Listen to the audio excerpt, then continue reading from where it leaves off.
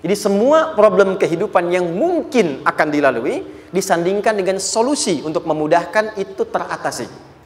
Maka fa imma ya'tiyannakum minni huda. Perhatikan kalimatnya.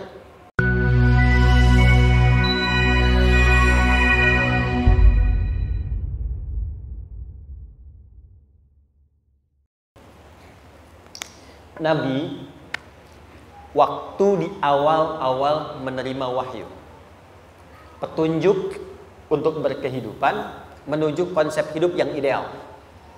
Jadi Al-Quran diturunkan itu bukan sekedar untuk dibaca. Ingat prinsip ini ya. Baca itu untuk memahami isi.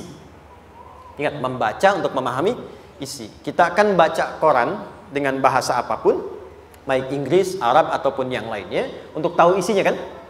Karena itu kita belajar bahasanya untuk mengetahui isinya dengan membaca. Nah, Quran diturunkan itu membawa kurikulum kehidupan dari Allah yang menciptakan kita, yang maha tahu kita sebelum lahir sampai kita kembali kepada Allah. Karena Allah sang pencipta, kita pakai logika dulu ya, sejenak. Kalau yang menciptakan tahu dari apa yang diciptakannya kan, secara sempurna. Orang yang buat pesawat tahu tentang pesawat ya. Orang yang buat mobil tahu tentang mobil kan? Gak mungkin handphone kita rusak, kita bawa misalnya ke dealer mobil. Gak mungkin kan? Kita bawa pasti ke counter handphone ya. Nah, dengan logika ini, kita sepakat Allah yang menciptakan kita. Allah yang menjadikan kita. Maka Allah maha tahu tentang kita. Jadi kalau kita ingin bertanya tentang kehidupan kita, tentang mengatasi kesulitan dalam hidup kita, tentang mengobati sesuatu, di repair kembali. Ini pesawat sayapnya crack, ada retakan. Oh, datang ke sini, baguskan lagi. Ini di hatinya ada retakan, obatnya bagaimana? Di perilakunya ada retakan, obatnya bagaimana? Maka tanyakan kepada yang menciptakan kita. Sepakat sampai sini?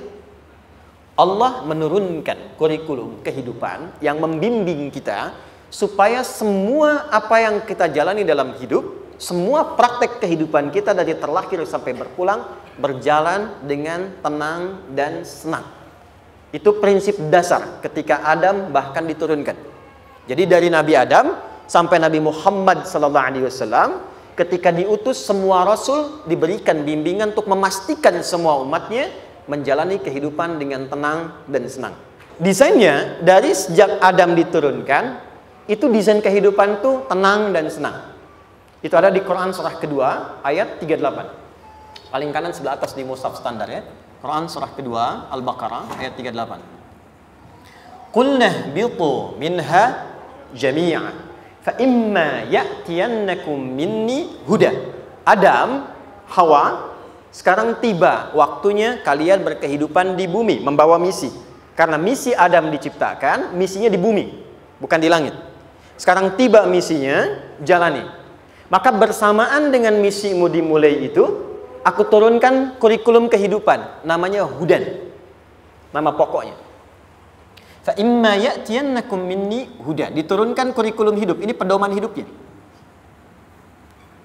Ini yang memberikan kepada kita petunjuk. Bangun tidur mesti begini. Ya, kalau bekerja begini petunjuknya, apapun pekerjaannya. Kalau ini seperti ini, kalau ini begini. Masalah ini solusinya ini. Jadi semua problem kehidupan yang mungkin akan dilalui disandingkan dengan solusi untuk memudahkan itu teratasi. Maka fa imma ya'tiyannakum minni huda. Perhatikan kalimatnya. Fala khaufun 'alaihim wa la hum yahzanun. Faman tabi'a hudaya, kalau diikuti petunjuk ini, itu statement Allahnya. Aku turunkan bersamaan dengan turunnya Adam pedoman hidup. Faman tabi'a hudaya. Kalau diikuti pedoman hidup itu dalam berkehidupan, maka fala khaufun, aku jamin semua etape kehidupan yang ia tempuh saat di bumi itu, la khaufun, tidak akan pernah merasakan kegelisahan. Lawan dari gelisah apa? Tenang kan? Oke, tenang. Jadi hidupnya cenderung tenang. Bukan berarti tidak gelisah, tapi ketika ada persoalan yang menggelisahkan, dia sudah dapat solusi untuk menenangkan. Jadi setiap menghadapi persoalan, dia cenderung lebih tenang karena sudah tahu solusinya. Walahum yahzanun, dan cenderung jauh dari kesedihan. Lawan sedih itu apa? Senang. Oke. Jadi hidup itu di dunia ini, apapun yang dikerjakan, Sebetulnya dasarnya tenang dan senang. Anda ada di sini, senang. Anda ada di sana, senang. Di sini, senang. Di sana, di mana-mana, seharusnya begitu. Bukan hanya ada dalam lirik, kan? Ya, tapi memang prinsip hidup harus begitu.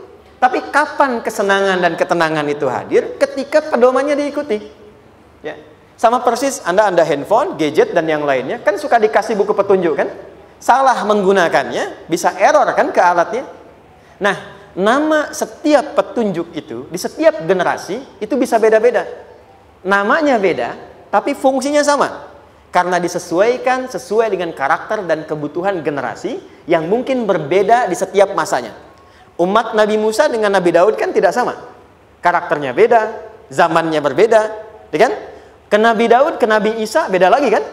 Ya kan? Kita saja 10 tahun yang lalu belum ada Google kan? Ya, tidak sama keadaan karakternya. Maka di Nabi Musa disebut dengan Taurat. Di Nabi Daud disebut dengan Zabur. Di Nabi Isa disebut dengan Injil. Tapi nama itu hanya memberikan kesan karakter di setiap masa yang berbeda. Tapi intinya, fungsinya sama. Petunjuk berkehidupan. Taurat, kitab untuk siapa? Halo? Saya tadi semangat sekali gitu ya. Nabi Musa. Itu disebut fungsinya hudan. Buka Quran surah 17 ayat yang kedua. Quran surah 17 Al-Isra ayat 2. Wa ataina Musal kitab. Kami berikan kepada Musa kitab. Wa ja'alnahu hudan li bani Israel. Dan desain kitab itu namanya Taurat. Tahu dari mana Taurat? Quran surah ketiga ayat ketiga. Ya, Quran surah Ali Imran ayat ketiga.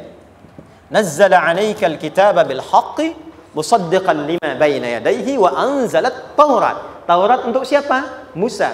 Fungsinya Taurat apa? Itu kurikulum hidup.